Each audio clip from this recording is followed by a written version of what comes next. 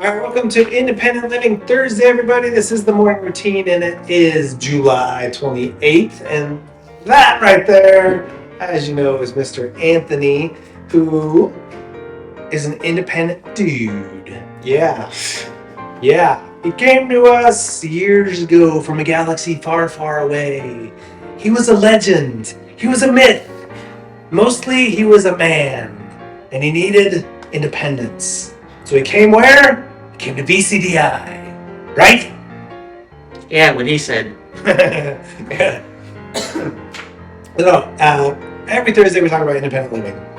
Anthony is at a point where he has gained independent employment successfully, maintained independent employment successfully. So the natural progression of things is to live independently, successfully. Where are you at on that part of your journey? Ooh. So let's start with where are you living right now and who are you living with? Well, right now I live with my family member. I live with my mom, and we obviously have two dogs, but that's a different story for a different day. But yeah, it's just me. It's just me and my mom. And on occasions, I do sometimes spend a couple of days with grandma if she needs some assistance with anything. But mostly it's just mom. So, and part of your independent growth is the next step is moving out on your own. Is that part of your journey or plan? Yes. Yeah. Tell us, where are you at in that process, in that journey? What are you working towards? What things are you working on? Well, right now, I feel like I need to work on as far as being more financially stable, but also being able to, just find a place that's affordable around here. Because if I were to find a place that's, outside of, outside of the state, that would kind of be a problem. Yeah, it's tough to move far away, but sometimes tough to find places that are affordable. So let's back up to the financially stable. What does that look like to you, being financially stable? What does it mean to you to be financially stable? Financially stable to me would mostly be, just making sure that you have the money necessary for important things that's necessary as far as, rent, electricity, water, heat, and so on. Just basically like all those necessities. You can worry about all the other stuff in a later time, but those are the important things. So yeah, you got to be able to cover all your bills. The first one, in order to even have utility bills, water, electricity, all that kind of stuff, you got to have the rent first. You got to rent the place, and that's a big chunk of change right there. So that's a tough kind of hill to get over and get yourself to. It takes a lot of work. It takes some savings. You're working on savings. You got the job. You got the income coming in. So now it's making sure you're getting the savings and stuff. Then there's the food and the clothing and things like that to go after that. So what do you think you need to do to take yourself to the next level, to start looking for an apartment or something like that? I know there's people that do this. Find a roommate that is financially stable as well, and will be able to contribute to at least some of the bills. That's at least my goal. Cause I've seen people do it. They have roommates and they split the bill in different ways. One person who pays the bills, the other pays the electricity, all that other stuff. So that could be something that's Absolutely. That's very smart. Yeah, it's a great way to get started independently is, maybe a brother or sister, a distant cousin, or very good friends that you can move in with, that you can share those responsibilities and those costs of living. It's a great way to start your independence. It's a good plan. Yeah. Absolutely. The trick there is always making sure that whoever it is, you really trust that person. Sharing your life together. So that's a big step there. So financial independence was one of them, finding a place. Have you done any kind of like looking at the cost of apartments right now or recently?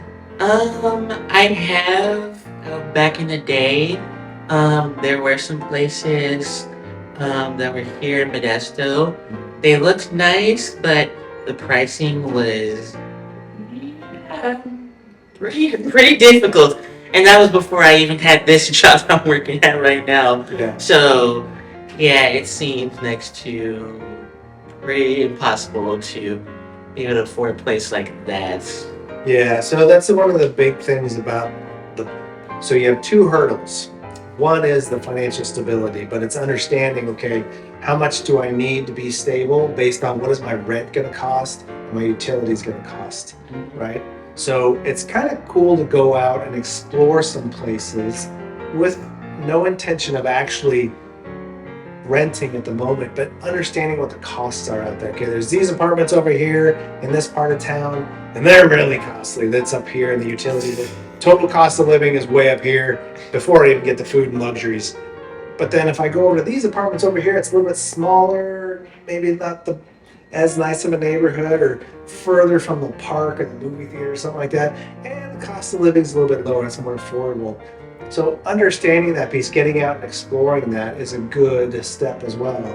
And then doing some of that with maybe a friend or a family member that might be someone that you moved in with to share those costs. It's a good next step. It's just exploring what those costs are. Yeah. Yeah. Honestly, it'd be nice to probably find a nice studio or a little apartment, but most of them are like either not good, they don't look good, they're all possibly run down and stuff, and they're on like really bad neighborhoods or like parts of town. Yeah. No. It's tough, and right now costs are really high, but those costs could come down in time. One thing you never want to do is rush into a lease or a rental agreement. You always want to take your time with that. And speaking of time, we're going to take a little bit of time, check in with our cool friends right here.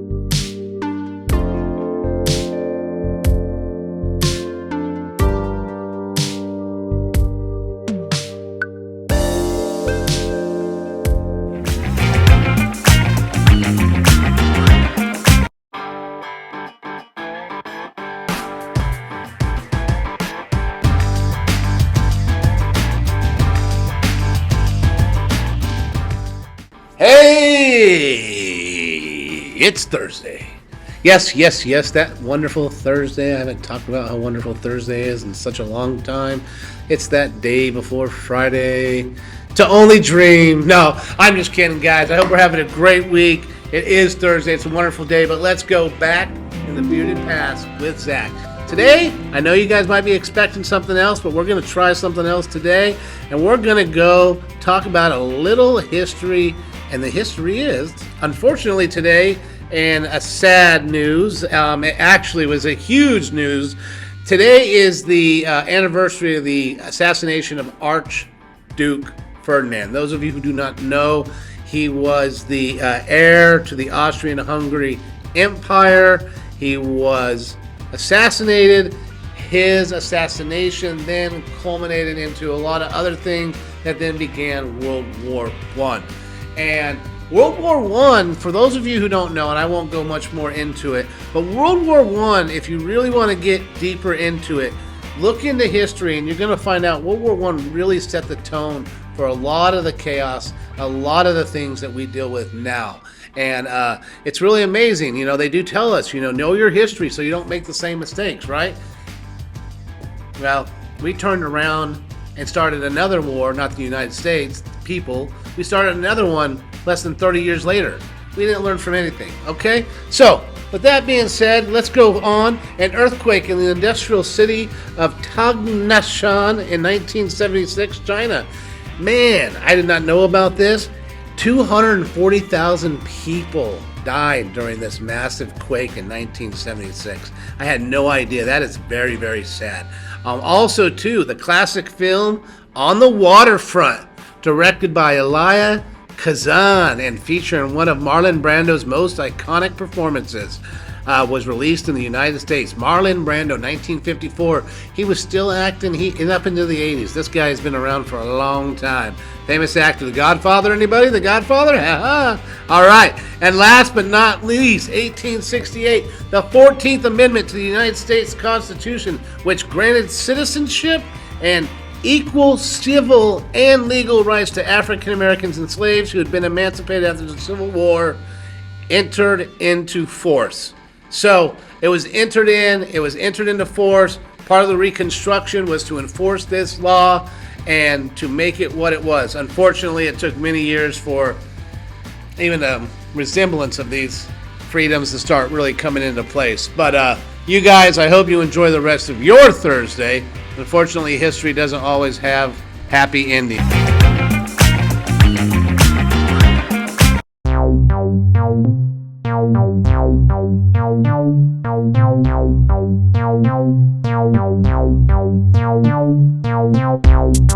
Good morning, everybody. It's Thursday. Down the hill we go to Friday and the weekend, the last weekend of the month. And today's National Day is National Water Park Day. Now, when I say water park anymore in my household, it refers to the dogs get to play in the sprinklers. We call it the water park. They love, well, one of them. The other one, she just looks at you like, really? You're going to make me do this? Yes, I am, because I'm going to cool you down. But the big dog, Miss Nanapoo, she loves it. She loves the sprinklers. When you take her on a walk, she loves the hose. She loves her little pool. She's not real keen on the big pool. She loves the river. Ocean was nah. But when we say, hey, you guys want to have the water park? Miss Nana's at the back door right away because she wants to play in the sprinklers. She wants you to get the hose and the gun and she wants you to shoot it and she likes to run right up into her face and it's going to put an eye out. You can't do that, Dingleberry, but she loves it. And she knows when I say water park, what it means. We're outside, man. We're going to have a ball. So when it's really hot like it's been, they get the water park and they love it. But when I was young, there weren't too many water parks, but they're not like the water parks now. Those grand old slides and around and around and around and around, and then you dive into big pools of water. Although, I haven't been there and I haven't been to one, but what is it? In Manteca, they built the Great Wolf Lodge, I think it is, and it's indoor water park. I think you can only do it though if you stay there, so you have to stay a night there so you can partake in the water park, but it's all indoors. I don't know. I think of a water park as being outside because it's really hot and you just can't wait to get on with something and slide into the water or the wave pools. But they're fun. They're so much fun. It was something we did look forward to. I lived in Fresno. Clovis wasn't that far. It's kind of like, a bedroom town. We'd go to Clovis and they had one. They were pretty fun. So they've been around for a while. If you've never been to a water park, there's one in Roseville. There's one at Cal Expo. And there are still the one in Clovis, and Fresno has one too. I don't know about anywhere in between, but they're a lot of fun. Have a great day on Water Park Day.